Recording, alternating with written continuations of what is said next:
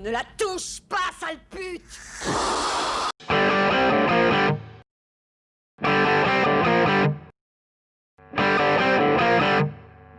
Viens avec moi si tu veux vivre. Bonjour tout le monde, bonne année, bonne santé, puisque c'est la première vidéo qu'on fait là depuis le début de l'année en 2021. Bienvenue sur The Judgment Club. Et oui, une petite modification, on a décidé au niveau de la chaîne qu'on allait s'ouvrir un peu plus. Et la seule chose qu'on va faire en plus, c'est des critiques littéraires, voilà, de livres. Mais ça, on a préparé une vidéo et quand on fera la première critique littéraire, on vous en parlera, voilà, on vous expliquera tout en détail. Mais là, aujourd'hui, on se retrouve pour parler cinéma, et notamment par rapport à une rétrospective d'un film, ou plutôt d'une saga mythique, voilà, Alien. Guillaume, Alien, ça a été quelque chose d'exceptionnel quand même. Ben, c'est ce que je vais te demander, je vais te dire qu'est-ce que ça évoque déjà, qu'est-ce que ça t'évoque toi Alien déjà, est-ce que ça t'a marqué ou pas plus que ça? Qu'est-ce qui retentit en toi quand tu entends parler d'Alien déjà? Bah alors, Alien pour moi c'est la science-fiction, c'est l'horreur, c'est les ténèbres, le côté huis clos. Je pense que par rapport à ce que Ridley Scott avait mis par rapport à ce qu'il avait mis en place. Donc après on va prendre les films un par un bien évidemment, on va parler de toute la saga, mais c'est aussi l'horreur à huis clos, je pense. C'est surtout Voilà, un le premier fait ça, par contre. voilà, d'avoir la pression, d'être avec les personnages, c'est tout ce côté horreur, tout ce côté-là qui a été mis en place. Moi je me rappelle la première fois que j'ai vu, bon j'étais plus jeune que ça, mais voilà, c'est la peur, l'angoisse, voilà, la créature bien évidemment. Et je pense que ça a tout changé au niveau du cinéma, quoi. Ah oui, oui. Donc, moi, voilà, Alien, oui. Alien, bon, on rentrera plus dans les détails quand on parlera des films un par un. Mais oui, moi, Alien, pour moi un des plus gros films de science-fiction qui existe. Mêlé en plus avec l'horreur, donc ça c'est toujours intéressant. Et voilà, bon, il y avait des niveaux différents sur chaque film. Il y a des très bons, il y en a des plus mauvais, on verra ça plus tard. Mais oui, moi ça évoque vraiment le cinéma des années 80-90, comme je l'aimais et comme on n'en voit plus aujourd'hui. Ça c'est sûr. On attaque? Et bien on attaque. Alors, Alien, le huitième passager, Ridley Scott. Donc voilà, le premier du genre. Hein. Bon, il faut le prendre en director's cut. Moi je vous le conseille en director's cut, tous d'ailleurs. Mais celui-là, vraiment en director's cut, on le redécouvre. Alors toi, Alien 1. Alors Alien 1, voilà, c'est la base, quoi. Je veux dire, tout a commencé par là. C'est quelque chose, je pense, qui a révolutionné le genre. Donc voilà, tu savais pas trop où c'est que tu mettais les pieds. Qu'est-ce que c'est cette créature? Qu'est-ce qui se passe? Le côté est très gore aussi, parce qu'il faut aussi expliquer que l'alien, donc c'est un œuf avec une main là, qui vient te pondre, et puis après t'as l'embryon dans le ventre, et forcément quand il sort, eh ben, il t'arrache le bide, t'as tout ce côté gore et tout ça. Et c'était aussi l'inconnu, quoi. C'est-à-dire que qu'est-ce qui va se passer? Ça se passait dans ce vaisseau à huis clos. J'ai envie de te parler dans un premier temps aussi de Sigourney Weaver. Ah oui, Voilà. oui. Alors Sigourney Weaver, Voilà. mais elle est pas encore l'héroïne pure. Elle n'est pas encore l'héroïne pure. Elle le devient. Voilà. Mais c'est un oui, peu, Sigourney Weaver, oui, Sigourney Weaver, c'est un peu la Rambo féminine. Ah oui, mais ça Voilà, a été conçu dans un personnage de femme forte comme ça, de toute façon. Mhm. C'était voulu dès le départ. C'est elle qui prend. Elle a le rôle qu'en principe a le héros homme. C'est-à-dire, c'est elle qui prend toutes les bonnes décisions, c'est elle qu'on va suivre à la fin. Bon, mais il y a une raison aussi à ça par rapport à l'Alien. Donc, Alien, déjà. Alien, premier film de science-fiction horreur comme ça, vraiment. Qui au début est un film de spatial, d'astronaute et qui se transforme en un huis clos d'horreur. Avec Ridley Scott derrière, quand même. Bien sûr, bon voilà, donc Ridley Scott, c'est bien pour... À l'époque, moi, c'était le 2 mon préféré, parce que quand j'étais plus petit, le fait qu'il y ait plus d'action et tout ça, qu'on voit plus Alien, c'était le 2 mon préféré. Mais avec du recul maintenant, et à mon âge maintenant, pour moi le pur chef-d'œuvre absolu, celui qui n'a jamais été égalé, c'est le 1. Cette espèce de tension qu'il y a dans le vaisseau, il n'y a que dans celui-là que ça a été fait. Les Les autres, c'est plus ou moins des ressucés toujours du premier, avec 2-3 trucs différents à chaque fois, mais ça reste quand même toujours un peu toujours la même histoire. Et celui vraiment qui a tout inventé, qui a tout posé, qui a tout inventé, c'est celui-là.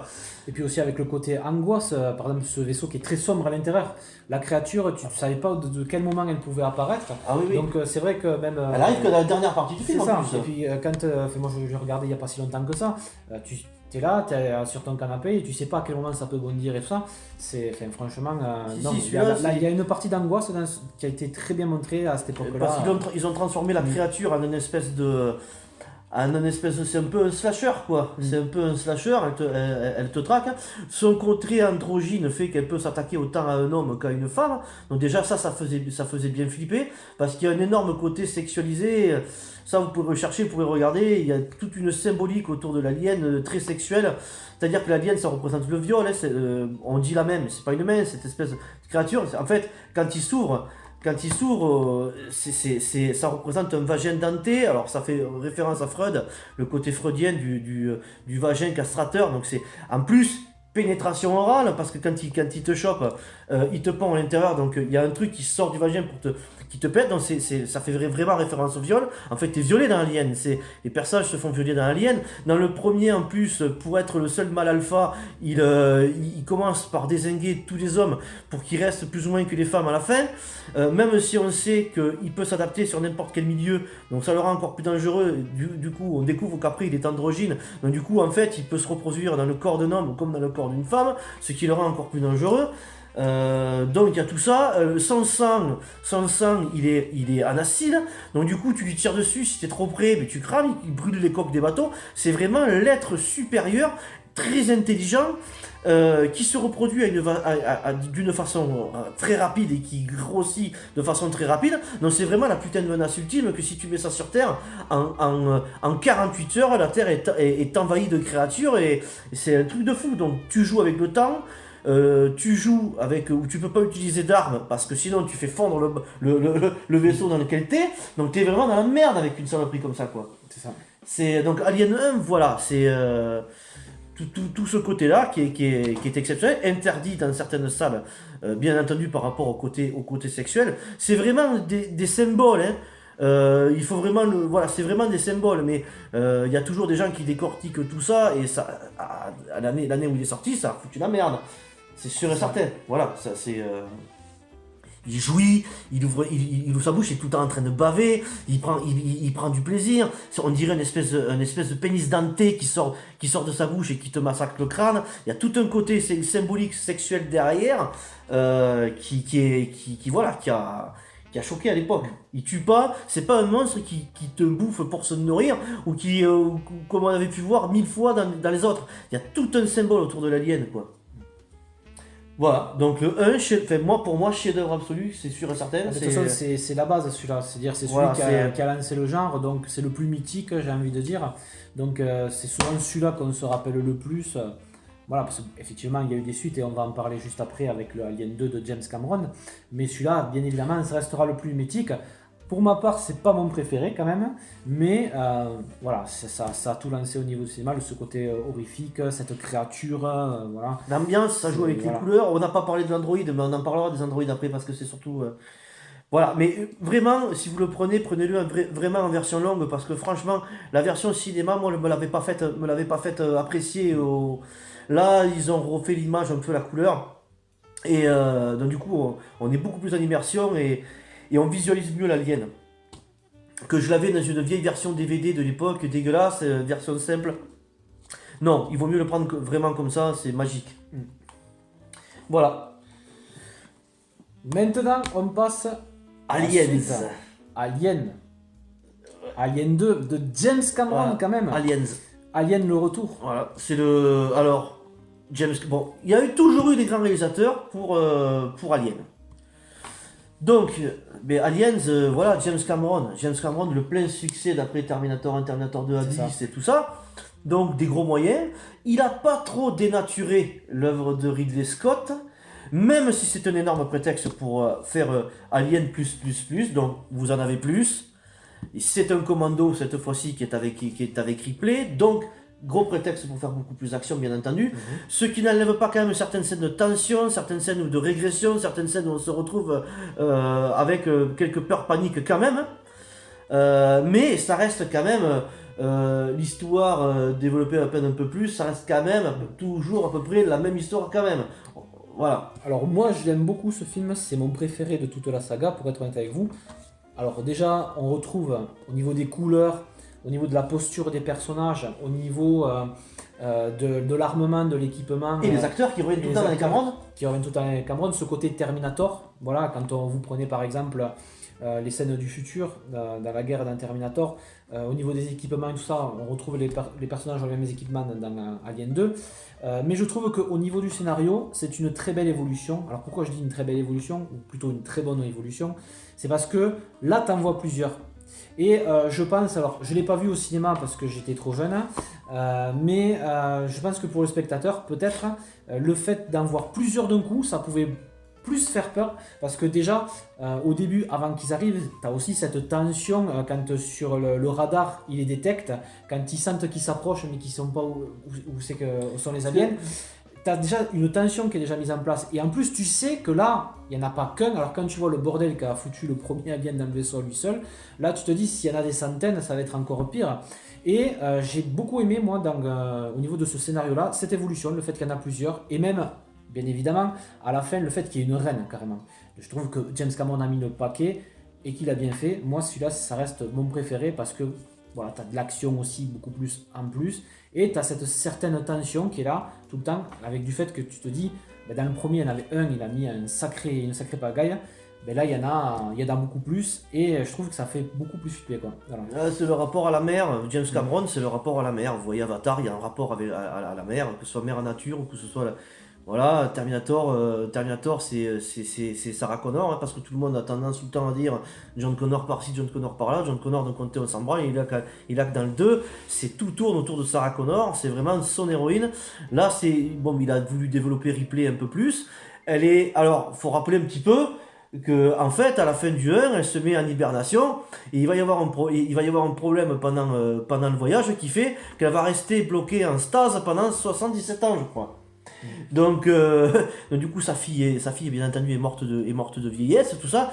Quand elle revient sur Terre, ça explique pourquoi c'est un peu plus futuriste aussi le Alien 2 et tout ça. Donc il y a la compagnie de Weyland qui bien entendu fait un sale coup.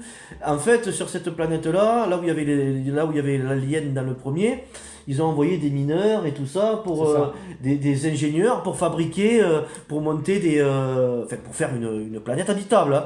Et du coup, ils répondent plus depuis quelques temps, et bien entendu, ils vont demander à Ripley avec un commando d'y aller pour simplement pour les aiguiller, pour venir enquêter avec eux, rester en retrait. Mais ils essayent de l'embobiner pour y aller, parce que bien entendu, ils savent parfaitement bien ce qu'il y a là-bas et qu'ils veulent en récupérer. Voilà, il va le récupérer. Voilà. Donc, univers pour l'étudier. Voilà, pour l'étudier, bien entendu. Bon, voilà. Univers de Cameron, l'armement, les tenues, tu parlais, les acteurs, Bill Paxton, surtout Michael Biehn qui fait, dans le premier Terminator, qui fait Kyle Reese, qui est là, qui fait X, qui est exceptionnel. Ils ont rajouté une gamine, Newt, qui le rapport entre Ripley et Newt va être le rapport entre la mère et la fille, parce qu'elle a perdu son enfant, donc elle va trouver son enfant seule là-bas, elle va vouloir la récupérer, l'aider et tout ça. Ce qui va donner des scènes terrifiantes, parce que ces bestioles peuvent regardent ni le sexe ni l'âge de la personne, donc que ce soit une gamine, vous vous doutez bien des moments d'angoisse qu'on a quand ces bestioles veulent la choper. Parce que du coup, t'as pas envie de voir une gamine à l'écran se faire déchiqueter, tu te dis oh là là, oh là là, oh là là, oh là là, oh là là. Bon. Voilà. Donc il est génial, il y a la reine, l'android, cette fois-ci c'est Lance Henriksen, qui fait un flic dans les deux premiers Terminator, dans le premier Terminator. Donc là, c'est bon, il y a déjà un android dans le premier qui fout la merde, Bishop. Mais c'est pas Bishop dans le premier. Là, Bishop, Lance Henriksen, il arrive vraiment dans celui-là, Bishop. Donc, bon, ben Bishop, enfin, l'acteur Lance Henriksen est un acteur des années 70 de films de genre. Il a beaucoup joué dans des films de genre, dans des films d'horreur. Donc, du coup, c'est une figure emblématique. C'est bien pour ça que Cameron l'avait récupéré pour Terminator. Il l'a récupéré pour ça. C'est une gueule, c'est ces gueules particulières du cinéma qu'on n'oublie pas, quoi. Il a toujours joué dans ce genre de trucs, dans les films de Cronenberg et dans les trucs comme ça. Il a toujours joué dans des trucs comme ça, ce mec-là. Donc, moi j'ai La tendance. fameuse bataille finale avec le robot, enfin elle est dans une sorte de robot qu'on Voilà, retrouve, non, non. c'est la même machine, le même style de robot qu'on retrouve qui pilote dans Avatar. Alors, par exemple. Voilà. c'est des robots en C'est fait. des gros exosquelettes. En fait, c'est autocommandé par vous-même, et quand vous êtes dans le robot, en fait, c'est pour transporter des caisses. Ça a un nom particulier, mais je. Oui, il y a un nom, mais voilà. c'est fait pour transporter des. Vous portez une palette avec ça, c'est fait pour le bricolage et pour le transport, pour la logistique et des marchandises. C'est ça. Voilà. Donc ça donne, c'est lui qui a amené ça, ça donne un petit visuel encore. Peut-être qu'un jour on utilisera ça très certainement aussi. Ah oui, oui, C'est un concept futuriste. c'est plus une armure. Vous êtes dans, oui, c'est un méca voilà, c'est un méca qu'on pilote, qu'on pilote, c'est vachement stylé. Et non, Cameron, que dire sur Cameron? C'est un des plus grands réalisateurs de ce genre-là. Donc oui, s'il y a bien quelqu'un qui pouvait faire une suite à Alien, c'est bien lui. Et surtout qu'il il a vraiment renforcé le genre. Et C'est ça. voilà, moi ça a été mon préféré. C'est celui où on prend le plus de plaisir à regarder en fait, parce que il y en a plus, c'est mieux fait, il y a plus de moyens parce que c'est Cameron et qu'il avait déjà gagné beaucoup plus de fric et qui développe vraiment le truc. Donc oui, c'est vraiment celui où on prend le plus de plaisir. Moi, quand je vous dis que je préfère le premier, c'est pas que je préfère le premier, c'est que c'est un meilleur film en tant que film, le premier. Par rapport à ce que ça propose et ce que ça présente. Mais on prend beaucoup plus plaisir. Moi, je prends beaucoup plus plaisir avec le 2, bien entendu. Voilà. C'est ça. Bon, voilà, ça c'est fait. Et maintenant on passe à Alien 3. Alien Et 3. là je pense qu'on risque à partir un peu dans ce sens-là. Ouais. Après ça dépend bien évidemment, mais bon. Moi personnellement Alien 3, j'avais passé plutôt un bon moment dedans. Voilà, c'était l'occasion enfin, voilà, de faire une continuité. Là, ça se passe dans une prison, si je me rappelle bien.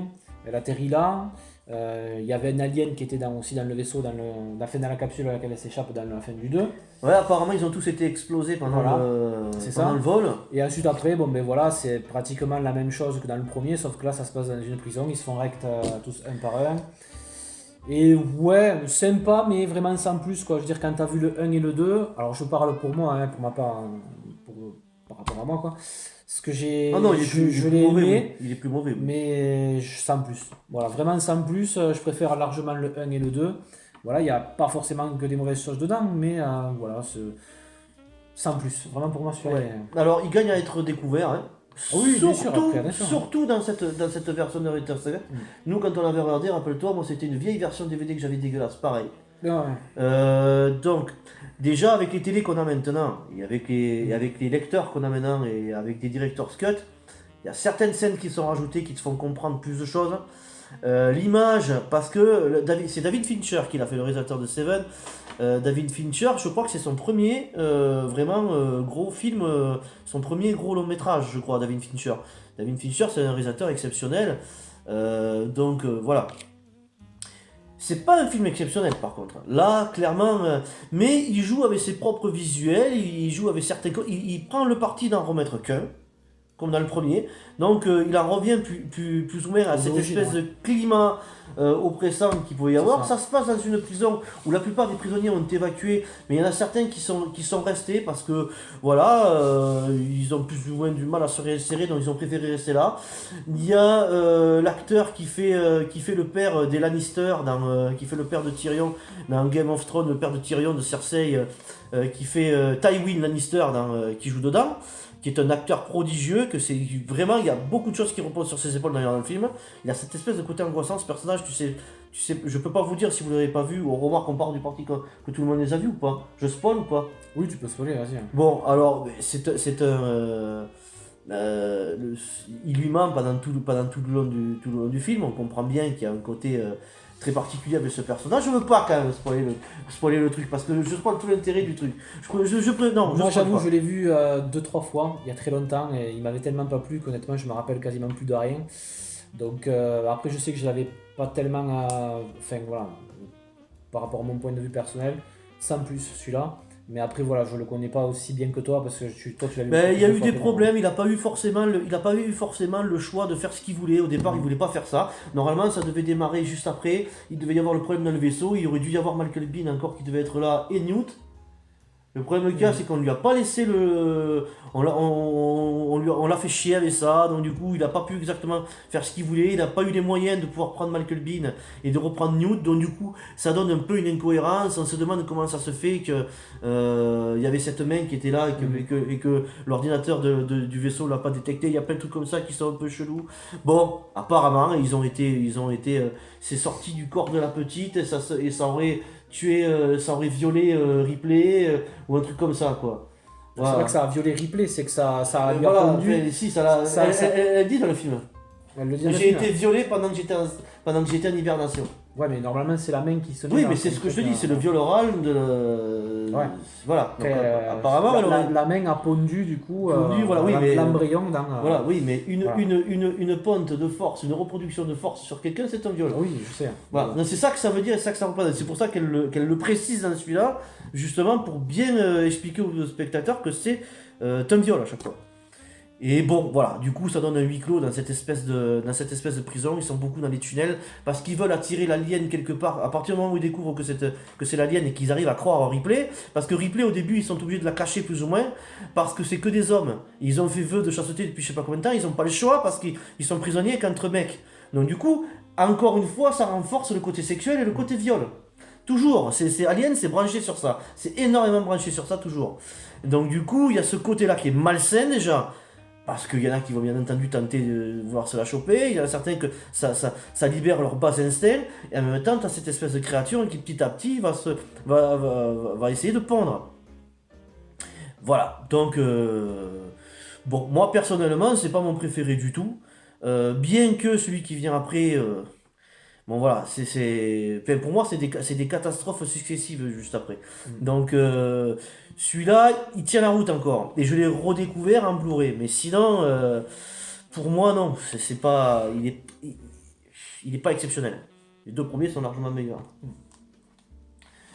Voilà, donc on passe au 4. Resurrection. Alien, la résurrection, le 4e opus, qui a été réalisé par un réalisateur français en plus. Ouais, c'est Jean-Pierre Jeunet qui l'a réalisé. Voilà, donc plutôt bien, puisque nous, c'est vrai qu'en France, les réalisateurs, bon, il n'y en a pas beaucoup. Bon, je crois qu'il y a eu Le Terrier avec le Hulk, l'incroyable Hulk. Oui, mais non, c'est C'est pas ça. bien. Oui, mais non, c'est pas bien. Sauf que, non, enfin, je veux dire, c'est bien parce que qu'en France, un réalisateur au moins puisse partir sur un domaine de science-fiction comme ça. Oui, mais tu les détruis Voilà. à chaque fois, c'est ça le problème. Sauf que là, au niveau de l'histoire, j'ai envie de te dire que pour ma part, selon mon point de vue personnel, c'est l'alien de trop, quoi. Voilà, c'est le film de trop. C'est l'histoire qui va pas du Parce tout. que l'histoire, déjà, je trouve qu'elle est vraiment tirée par les cheveux. Alors d'accord, on est dans la science-fiction, mais là, carrément, elle l'est clonée, alors qu'à la fin du 3, elle tombe dans la lave. Donc bon, très bien, elle revient. Alors elle a des pouvoirs, puisqu'elle est un peu moitié alien. Mais en fait, Et en plus de ça, elle a un enfant qui est moitié alien, moitié humain. mais ils se sont servis de son ADN pour faire la Voilà, reine en fait. c'est ça. Et bon, après, ils sont dans une sorte de station spatiale où tu as des aliens qui sont parqués, ils les étudient. Enfin, ça, des humains ont réussi à capturer les aliens et tout. Mais non, alors honnêtement, moi, je vais pas avoir grand chose à dire là-dessus parce que j'ai vraiment pas du tout. C'est pas que il se passe pas des choses. Enfin, il y a quand même un bon rythme, mais honnêtement, non. Pour moi, c'est vraiment l'alien de trop, quoi. C'est le film de trop. Et non, En tout cas, fallait pas le faire comme ça c'est sûr. ouais. Voilà, Ripley qui est moitié humaine, moitié alien. Elle commence à avoir. Même son sang commence à être un peu acide, alors tu te demandes comment ça goûte pas ses organes génitaux à l'intérieur du C'est corps. Voilà. J'aime bien le personnage de Winona Ryder en androïde. J'aime bien l'espèce de mercenaires de l'espace. Tous plus ou moins dégueulasses et violents qui sont là, qui font partie de l'équipe, dont un acteur dont j'ai oublié le nom qui joue dans Robin des Bois, Prince des voleurs, qui fait le cousin du shérif de Nottingham, voilà, qui fait Guy de Gisbourne. Il y a Ron Perlman qui joue dedans, celui qui Ron Perlman, vous le connaissez, le boy, hein, celui qui fait le boy, celui qui fait le père de Jax, enfin le beau-père de Jax dans Son of Anarchy, voilà, que j'adore cet acteur, il est génial, voilà.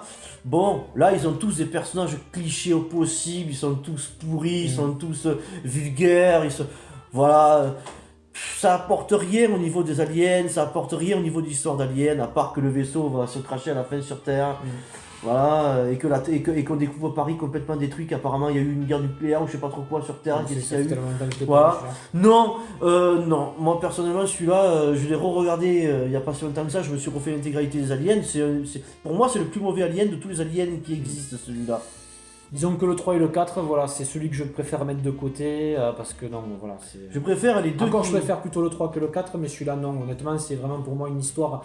Bon, et voilà, il a fallu qu'il trouve un truc supplémentaire, mais voilà, il fallait. Ça avait peut-être que. On a surfé un peu sur. Parce que je pense que Box Office, le 3, quand même, il avait été bien. Il avait été bien reçu, pas. Il a été bien reçu parce que c'était Alien, les Voilà. gens sont allés le voir, mais ça a été bâché Et que, derrière. du coup, voilà, vu qu'il y avait quand même peut-être de bonnes entrées, il fallait en faire un quatrième, voilà, qui était vraiment pas nécessaire, je pense. Mais Ouais. ça a pas explosé vraiment le game. Hein.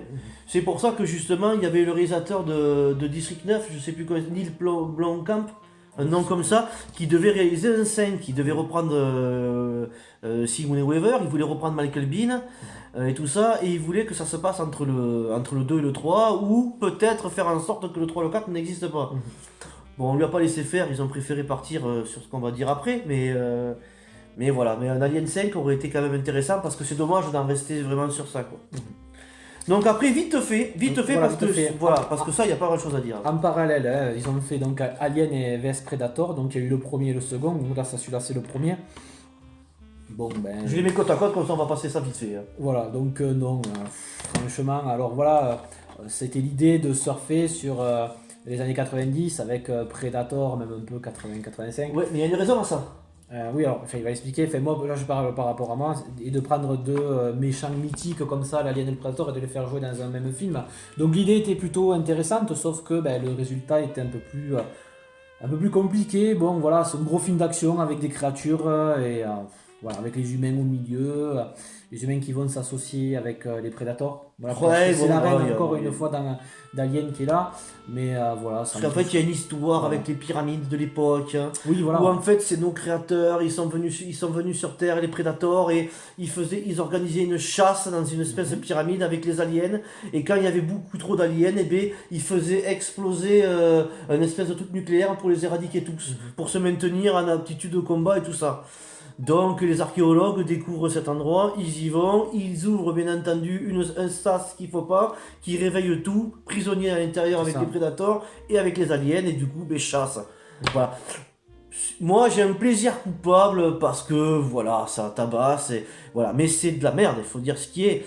Il y a ce putain de réalisateur de Paul V.S. Anderson, il a toujours réalisé que des films que je hais, mais par-dessus tout, comme Resident Evil par exemple, et tout ça, ce réalisateur, je peux absolument pas. Je peux vraiment pas. Alors, confondez pas avec Anderson, il y a un autre Anderson qui est génial, et celui qui réalise There Will Be Blood et tous ces films-là, qui est un réalisateur de génie. Mais Paul W.S. Anderson, non.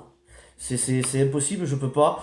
Bon, il n'y a que celui-là parce qu'il y a quelques passages qui sont sympas et que j'aime beaucoup ces deux bestioles. Mais ça a germé dans l'idée du réalisateur de Predator 2. Parce qu'à la fin de Predator 2, quand il monte dans le vaisseau, il y a les trophées des Predators où tu as le crâne d'un alien. Donc du coup, toute la génération connaît nous. Oh putain, ça y est, Predator c'est canon avec Alien. Putain, est-ce qu'un jour c'est le même monde, un jour on va voir ça. Donc les fans en a tellement, y compris moi, cassé les couilles pour qu'il y ait ça, que du coup ils nous ont pondu ça. Mais est-ce que c'était vraiment nécessaire? Non, il aurait mieux valu pour le coup qu'on nous écoute pas et qu'on fasse pas du tout ça. Ou en tout cas pas de cette façon-là. Un jeu vidéo, oui, mais pas forcément. Ah ouais, là un film, non, quoi. là non, là Voilà. franchement, ça c'était vraiment. Et alors le deuxième par contre c'est une catastrophe. C'est pire encore que celui-là, c'est une catastrophe. Alors moi, franchement, je l'ai vu qu'une fois au cinéma et je me rappelle plus. Parce que c'est une espèce de d'American Pie qui tourne à l'horreur par rapport aux aliens et aux prédateurs. Mais non, encore une fois, surtout que là c'est mal filmé, ça se passe la nuit. Mais alors les mecs qui ont shooté le film, on fait mieux avec notre téléphone, c'est visuellement, c'est illisible. J'ai beau baisser ou rajouter de la couleur sur mon téléviseur pour essayer de comprendre ce qui se passe, c'est incompréhensible, c'est du champ contre champ, mais visuellement mauvais, très mauvais. C'est filmé la nuit, mais l'éclairage est naze, donc enfin, moi je sais pas vous si jamais vous l'avez vu ou si vous l'avez, si ça vous fait pareil, mais moi je n'arrive pas à distinguer les scènes d'action.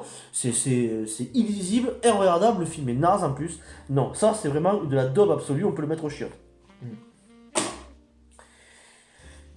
Et là, on arrive à la genèse, c'est-à-dire au commencement. Toujours avec le retour de Ridley Scott, avec Prometheus. Voilà, donc l'origine, quoi. Voilà, de là où tout a commencé. Ben, c'est pas ce qu'il voulait faire au départ, mais bon, enfin, Voilà. c'était censé être canon avec l'histoire d'Alien, mais c'est les studios qui lui ont cassé les burnes.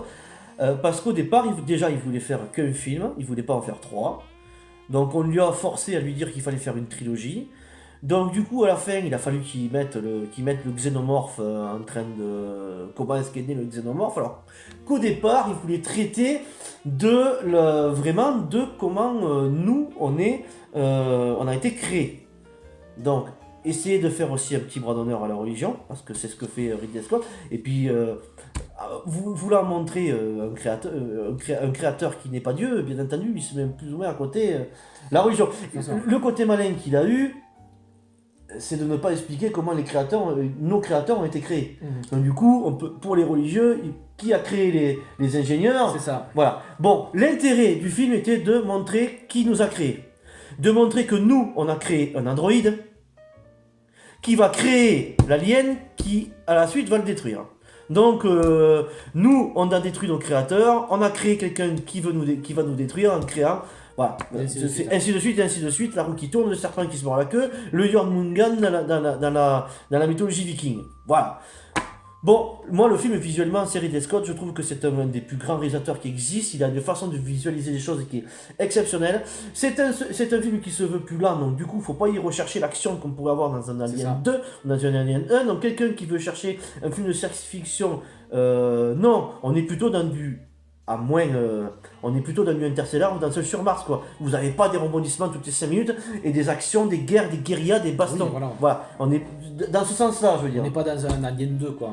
Voilà. C'est clairement ça. Moi je te rejoins totalement sur les paysages, je te dis visuellement il est magnifique, quoi. Enfin, Michael Fassbender qui est génial dedans. On avait pris une claque déjà au cinéma, ouais, on l'avait pas vu en IMAX, mais déjà visuellement c'était ouf, quoi. Voilà, comme l'est aussi Seul sur Mars, la plupart des films de Ridley Scott. Et voilà, avec cette planète, il y a une sorte de tempête à un moment donné. Ouais, il y a une tempête qui arrive là, même quand les vaisseaux se posent, cette espèce de souffle que tu sais que d'air irrespirable qu'il peut y avoir dans ces planètes-là, t'es en immersion avec eux, et les tensions qu'il y a, parce que il y a surtout, ce qu'il y a de bien dans ce film, c'est le mystère, j'ai envie de te dire, parce que au début, ils vont sur cette planète, parce que dans une grotte, ils font des fouilles dans une grotte, ils voient en fait qu'à l'époque, je crois qu'on voit le dessin des ingénieurs, et il y a une constellation qui est dessinée, sauf que quand ils regardent vraiment le ciel, ils s'aperçoivent que cette constellation-là existe, et ils en déduisent qu'à tel endroit il y a une planète, et que ils veulent rentrer en grosso modo en contact avec cette civilisation. Les scientifiques avaient découvert cette constellation avant qu'ils découvrent la grotte, donc ils voient qu'il y a un lien de cause à effet là qui... Voilà, donc ils veulent savoir, en fait, ils veulent aller à la rencontre de la civilisation qui, pour eux, nous aurait créé sur Terre, puisqu'on voit au début du film, bon là je spoil un peu, mais c'est pas grave, parce que le film est sorti depuis un moment, donc je pense que vous l'avez vu. Quand le film commence, on voit donc un ingénieur, donc cet être qu'on voit sur la photo, sur la jaquette, qui est laissé seul sur Terre, et il avale une sorte de produit qui le fait mourir, et en fait il se désagrègue complètement. Ça te décompose dans l'eau. Il se décompose totalement dans l'eau, et on comprend qu'après ça va créer de l'ADN qui nous a formés. Donc eux ils veulent partir sur ça, sauf qu'après quand ils arrivent sur la planète, et malheureusement... Ils ont été massacrés, ils ont tous été massacrés. Ils ont tous été massacrés, donc ils veulent savoir pourquoi. Donc ils découvrent des espèces... Le Michael Fassbender dedans, qui a un rôle prodigieux, qui fait le... Cet acteur il est exceptionnel, je l'adore. De toute façon, dedans vous avez 3 acteurs magnifiques. Vous avez Noomi Rapace qui remplace plus ou moins Ripley, qui est l'archéologue scientifique qui joue de façon géniale. Il y a Charlize Theron qui fait la fille de Weyland, et qui dedans, elle est froide, Enfin moi, il y a une prestation d'actrice qui est phénoménale. Tout le monde dit qu'elle se la pète, cette actrice, depuis quelques temps. C'est vrai qu'elle a le melon et qu'elle fait chier un peu tous les producteurs et tout. Mais la nana, tu l'as dans un film, elle te chie de l'or. Voilà, c'est une actrice C'est ça. exceptionnelle. Voilà, donc voilà, et Michael Fassbender, pareil, je veux pas trop spoiler ça parce que c'est quand même très subtil, il faudra en parler pendant 2 heures. Il va récupérer ce qu'il faut pas récupérer sur cette planète-là, et il va faire des synchronisations de molécules d'êtres, et du coup, ça, c'est ce qui va donner naissance à l'alien, parce qu'il va récupérer dans des espèces c'est pas des œufs, mais ça, on dirait des alvéoles là, il va récupérer la substance que les ingénieurs utilisaient pour se détruire eux-mêmes, sauf que lui il va le récupérer, il va mélanger ça avec le corps humain, il y avait d'autres trucs, il va fabriquer, il va en venir à le savant fou, quoi, il va créer le xénomorphe, quoi. Après moi, par rapport à Prometheus, le seul truc que j'avais pas aimé quand même à la fin, c'est qu'à un moment donné, il découvre un ingénieur, et cet ingénieur-là tente de tuer les humains. Et à la fin, elle récupère la tête c'est Bishop. Non, je sais plus comment il s'appelle. Alors en fait, 2 secondes, en fait ce qui se passe, c'est qu'ils se rendent compte, en démarrant le vaisseau et tout ça, ils se rendent compte que le vaisseau était programmé et que s'ils n'avaient pas été éliminés avant, si c'était pas mort avant, les ingénieurs partaient pour nous détruire, ils venaient pour nous tuer. D'accord, hein. Ils venaient pour éliminer la création qu'ils avaient fait. Voilà. Ils avaient jugé sûrement qu'on était un peuple pas digne de la vie qu'on avait été créé. Ils venaient pour nous éradiquer, on n'était pas digne de la création qui a été faite. De la chance. Et moi, par rapport à ça, justement, donc à la fin, quand cet ingénieur, à la fin, dans le climax du film, qui tente d'éliminer l'actrice principale, avec l'androïde, avec Michael Fassbender, il décide de partir pour la planète de ces ingénieurs-là pour leur demander pourquoi ils voulaient les exterminer. Elle veut savoir pourquoi l'extermination. Elle veut savoir pourquoi l'extermination, mais d'un point de vue personnel, rentre sur Terre, quoi. Tu vois, t'as affaire à une civilisation qui finalement essaie de te tuer, et essaie de t'éliminer, et tu pars quand même à leur rencontre. Et ça, je trouve ça un petit peu dommage. Je pensais exactement la même chose, mais sachant que c'est... En le regardant, si tu veux, je pensais exactement, j'avais le même ressenti que toi quand j'étais sorti du cinéma, et en le regardant, en fait, si tu veux, elle a perdu son homme, elle a tout perdu. Elle a perdu. En plus, c'est une femme Michael Fassbender les a trahis. Elle ne pourra jamais avoir d'enfant. En plus de ça, il lui a fait mettre le truc à l'intérieur du corps. Elle est obligée de s'opérer elle-même, qui est affreux. Donc, cette séquence est et elle rentrerait sur Terre, alors que c'est une scientifique, en ayant perdu tout le monde, en n'ayant plus aucun but quand elle est rentrée sur Terre, sans aucune réponse. Et en plus de ça, en sachant que peut-être ils ont voulu nous détruire une fois, ils peuvent peut-être revenir un jour. Je sais, ouais, mais enfin. Et donc. Bon, après là, je vais chercher la petite bête, effectivement. Mais c'est vrai que d'un côté, c'est un suicide qu'elle fait parce qu'elle sait que du coup, peut-être elle ne rentrera sûrement jamais.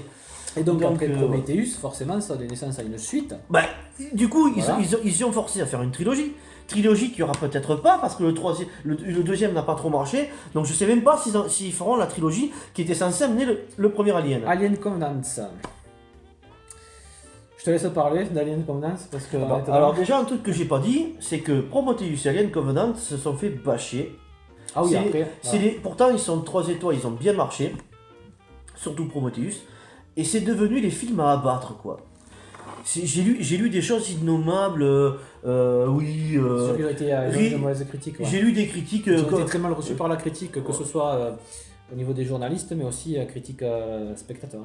Ouais, j'ai lu des trucs disant que même Avengers Endgame était mieux, des conneries comme ça, des trucs incomparables, et...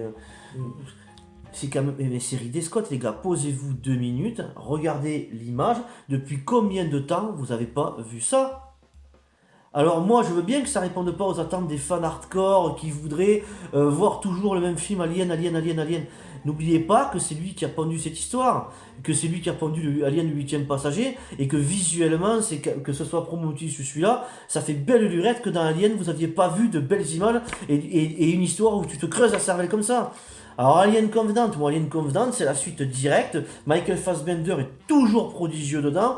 Les acteurs qui sont envoyés dans le vaisseau, qui sont envoyés là-bas, qui sont manipulés d'ailleurs par Michael Fassbender et par Weyland, moi je trouve que c'est joué vachement bien. L'acteur qui fait Weyland, beaucoup plus jeune au début, qui envoie Michael Fassbender, est génialissime. Les xénomorphes, parce que maintenant il y en a, et comment est-ce qu'ils vont se faire attaquer par les xénomorphes, c'est ce que je trouve. Je trouve qu'on bascule trop rapidement dans l'horreur et dans le alien. C'est-à-dire qu'il y a tout le côté Prometheus qui revient au début, où on apprend toutes les saloperies qu'il a fait, pourquoi est-ce que Mirapas n'a pas pu aller sur la planète là où tout ce qui s'est passé, parce qu'il a fait des sales coups, hein, c'est une ordure finie, hein, l'androïde, le Fassbender. Donc tout ça c'est génial, et puis tout d'un coup, on change de couleur, boum, on vire directement à la chasse, au huis clos d'horreur, d'un coup, et non-stop action. Alors, c'est génial, les xénomorphes sont super bien faits, je trouve que c'est sublime, c'est du grand Ridley Scott aussi, je l'ai trouvé excellent. Prometheus et Alien Covenant, c'est mes deux aliens préférés, juste après Alien 1 et Alien 2, quoi. Je les préfère à Alien 3 et Alien 4, ça c'est clair, net et précis. Et j'aimerais qu'ils fassent un troisième qui amène au 8e passager. Mais c'est vrai que, bon... ça peut surprendre tout d'un coup. Le film il prend une tournure, un virage à 180 d'un coup, et c'est vrai que c'est déstabilisant, quoi. Peut-être parce que les studios là ont commencé peut-être à imposer certaines choses et que du coup il n'a pas pu faire ce qu'il a voulu. On ressent qu'il n'a pas les mains libres surtout, voilà. Ça c'est sûr. Mais il y a vraiment le côté Prometheus au début, et tout d'un coup on bifurque on part sur du Alien, enfin, je sais pas, même pas sur Alien parce que ils y sont, il y a tout ça, on part vraiment sur un film d'horreur, quoi. Mais moi je les adore, j'adore Prometheus et j'adore celui-là. Et malheureusement il devait y avoir une suite, mais forcément, vu que ça n'a pas plu, eh ben ils ont pas. Alors peut-être que ça viendra un jour, je sais pas. Peut-être qu'il aura la possibilité de terminer son œuvre, enfin de terminer sa trilogie qu'il devait faire à la base. À un autre moment, mais c'est vrai que le projet a été abandonné et que pour l'instant il n'y a même aucune rumeur, quoi. Mais moi, personne ne m'a encouragé à le voir. Je l'ai acheté récemment parce que je voulais le voir, et du coup ça m'a fait l'occasion de me refaire tous les aliens jusqu'à celui-là, et je l'ai surkiffé, et c'est pour ça j'ai dit Anto, il faut qu'on fasse une rétrospective sur Alien, parce que je veux défendre ce film-là, et y compris Prometheus, mais surtout celui-là, parce que Prometheus est quand même aimé, il a quand même été aimé quand il est sorti. C'est celui-là qui est surtout détesté, mais moi franchement il reste quand même glaçant. Enfin, moi je trouve qu'il y a des moments qui sont vraiment très glaçants, hein. Quand la partie horreur après, quand tu as compris que tu basculais et dans quoi tu basculais, c'est peut-être un petit peu dommage que tu sais que le personnage de Michael Fassbender, tu le vois arriver, tu t'en rends compte assez rapidement. Bah tu sais. Après le truc il l'a pas fait sur moi, tu sais à la fin tu sais, parce qu'ils sont deux Michael Fassbender dedans. Donc à la fin, il le tue, mais tu sais pas. Mais moi j'ai senti immédiatement qu'en fait c'était ça puait trop. Je savais trop que c'était lui qui avait que c'était l'enfoiré qui avait éliminé l'autre, quoi. Je m'en étais mais la prestation du jeu d'acteur de David, elle est exceptionnelle, quoi. David, voilà, c'est ça. Ouais, les deux David là ils sont exceptionnels. C'est pas Bishop dans celui-là, c'est David. C'est David. Ouais. Mais moi je le défends, je trouve qu'il est glaçant, qu'il y a des scènes d'horreur qui sont pas mal sympas. Je trouve que les aliens, c'est pas la version du xénomorphe que je trouve la mieux faite, mais c'est vachement bien fait, ça, c'est excellent quand même. Hein. Voilà. Non, moi je voulais réhabiliter Alien Covenant, et j'espère quand même qu'il nous en fera un prochain quand même, quoi. C'est ça. Je pense quand même que ça a rapporté assez de fric pour qu'ils en fassent un troisième. Mais peut-être que lui ne veut pas aussi, parce qu'il veut pas s'écarter trop de sa vision qu'il voulait. Si on lui donne trop d'ordre à faire, enfin si on lui change les directives, peut-être. Parce qu'en fait la première partie de celui-là devait être dans le premier, et ça devait être comme ça les mêmes films, quoi. Donc ils ont voulu étirer plus toujours, et voilà. Mais bon, moi franchement je trouve que c'est une super bonne saga, qui a influencé énormément de choses dans le cinéma qu'il y a eu après. Et je suis fan, et Ridley Scott c'est un des plus grands réalisateurs pour moi qui existe. J'adore Kingdom of Heaven, j'adore Les Duellistes, j'adore 1492, Gladiator bien sûr, 1492, Christophe Colomb, Moi j'aime tous les films qu'il a fait, Seul sur Mars, même Exodus qu'on avait découvert au cinéma. Bon, je préfère les 10 commandements de Cecil B2000, mais visuellement on prend toujours des claques avec Ridley Scott quoi. Oui, Il c'est est ça. génial ce réalisateur. Moi j'adore quoi. Voilà. Écoutez les amis, ben voilà, ça sera tout pour la rétrospective de Alien. Alors même si on a dit beaucoup de choses au niveau des films, si vous n'avez pas vu cette saga, si vous la connaissez pas, ben, bien évidemment on vous invite à la regarder pour vous en faire votre propre avis personnel. Bon, mais pour tous ceux qui connaissent Alien et qui ont vu les films, n'hésitez pas à nous dire dans les commentaires si vous êtes d'accord avec ce qu'on vient de dire. Quel est votre classement aussi au niveau des aliens, au niveau des films? Est-ce que vous préférez vraiment le premier? Est-ce que vous en mettez pas plutôt un autre avant le premier? Et surtout, n'hésitez pas à mettre ça au feu. Je vais sûrement le Voilà. faire dans pas longtemps. Ça, je vais sûrement les mettre au feu. N'hésitez pas à vous abonner à la chaîne si vous aimez ce que nous faisons, nous laisser des pouces bleus, il n'y a pas de souci. Voilà, laissez-nous des commentaires, on vous y répondra avec plaisir. On ne sait pas trop quand est-ce qu'on se revoit, puisque comme vous le savez, avec le couvre-feu et surtout, les cinémas sont toujours fermés. Donc on ne sait pas quand est-ce que les cinémas vont rouvrir. Donc on ne sait vraiment pas trop. Je pense qu'on va plutôt continuer à être sur des rétrospectives en attendant que Ouais, le on en a cinéma plusieurs à rouvre. faire encore. On voulait faire Voilà. L'Arme Fatale peut-être la prochaine. Voilà, Schwarzenegger, des trucs comme ça. Donc voilà, si vous avez des idées aussi de rétrospectives, n'hésitez pas à nous le dire, on le fera avec plaisir. Voilà, passez une bonne journée et nous on vous dit à bientôt pour une prochaine vidéo. À Ciao bientôt. tout le monde. Au revoir. Hasta la vista, baby.